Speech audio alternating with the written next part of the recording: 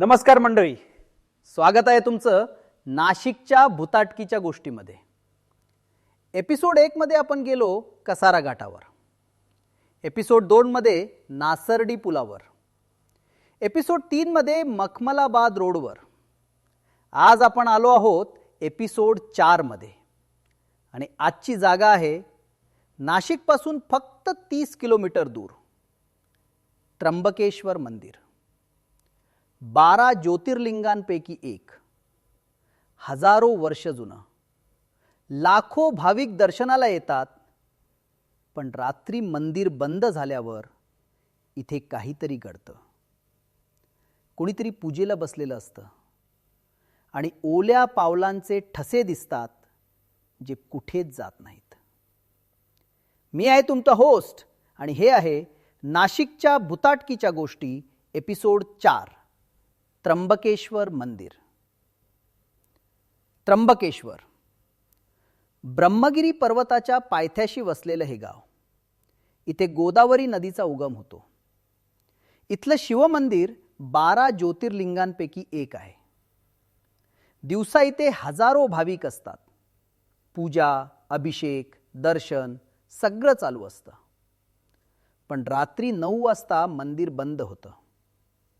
भाविक निघून जातात, पुजारी घरी जातात आणि मग मंदिर एकटं राहतं.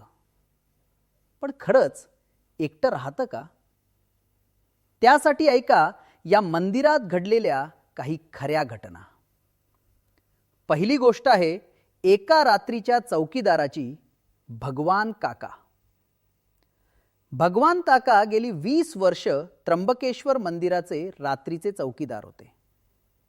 रात्री मंदिर बंद झालं की ते बाहेर बसायचे. एका पौर्णिमेच्या रात्री साधारण 12 वाजता त्यांना आतून घंटा वाजल्याचा आवाज आला. त्यांना वाटलं कोणी भाविक आत अडकला असेल. त्यांनी दार उघडलं आणि आत गेले. आत पूर्ण अंधार होता. फक्त समोरच्या दिव्याचा मंद प्रकाश होता आणि त्या प्रकाशात कोणीतरी गाभाऱ्यासमोर बसलेलं होतं. भगवान काकांनी विचारलं, कोण आहे? मंदिर बंद झालंय. त्या आकृतीने मागे वळून पाहिलं नाही, फक्त हात जोडून बसलेली होती. भगवान काका जवळ गेले, टॉर्च मारला. तिथे कोणीच नव्हतं. फक्त जमिनीवर ताजी फुलं पडलेली होती आणि अगरबत्तीचा धूर अजूनही हवेत होता. भगवान काकांनी खाली पाहिलं. ओल्या पावलांचे ठसे गाभाऱ्यापासून बाहेर जात होते, पण ते ठसे मंदिराच्या भिंतीजवळ जाऊन गायब झाले होते.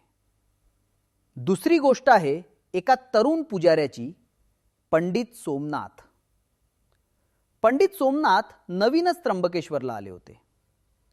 एका रात्री त्यांना गाभाऱ्यात काहीतरी विसरलेलं आठवलं. रात्रीचे 10 वाजले होते. मंदिर बंद होतं, पण त्यांच्याकडे चावी होती. ते आत गेले. गाभाऱ्यात पोहोचले. त्यांचं सामान घेतलं.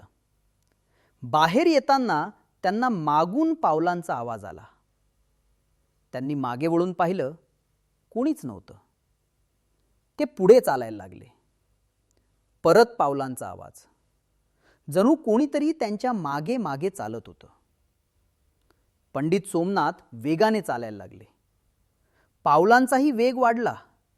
ते पळायला लागले आणि अचानक त्यांच्या खांद्यावर एक थंडगार हात पडला. त्यांनी ओरडून मागे पाहिलं. एक धुरकट आकृती त्यांच्या मागे उभी होती. चेहरा दिसत नव्हता, फक्त डोळे, लाल डोळे चमकत होते. पंडित सोमनाथ ओरडत बाहेर पळाले.